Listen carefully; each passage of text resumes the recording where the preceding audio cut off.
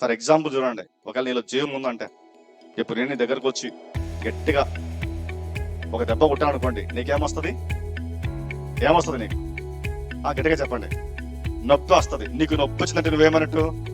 నువ్వు బ్రతికున్నట్టే. నీకు నొప్పి రాదంటే ఏమైనట్టు? నువ్వు కోమాలోనో చనిపోయావు, అంతే కదా. నీకు నొప్పి తగలాలి. నొప్పి తగులితే నువ్వు బ్రతికున్నట్టు. నేను కొట్టినప్పుడు నీకు నొప్పి తగులితేనే నువ్వు బ్రతికున్నాడు. నొప్పి లేకపోతే నువ్వేమైనట్టు? చనిపోయినట్టు. ఆత్మీయంగా బ్రతికున్నావంటే వాక్యము చెప్పేటప్పుడు, వాక్యం ద్వారా నేను హెచ్చరించేటప్పుడు నీకు నొప్పి తగులితేనే నువ్వు ఆత్మీయంగా ఏమైనట్టు? బ్రతుకున్నట్టు. నువ్వు ఏంటి, కొంతమంది తుడుచుకుని పోతారు అట్లా. నొప్పి ఏముండదు కొంతమందికి, ఎంత చెప్పినా కూడా. అంటే ఏమైపోయావు? ఆత్మీయంగా నువ్వు బ్రతికి లేవు, చచ్చిపోయావు నువ్వు. అందుకే అన్నాడు పౌలు, ఏ మనసాక్షి అంట?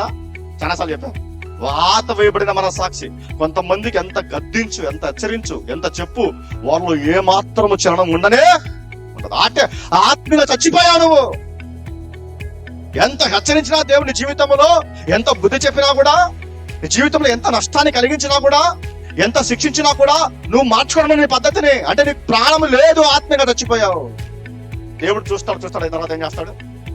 వదిలేస్తాడు. పట్టించుకోండి నేను ఇంకంతే. నీ జీవితం అదో గతి, అంతే.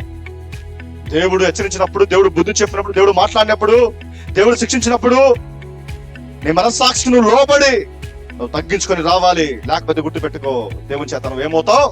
వదిలివేయబడతావు.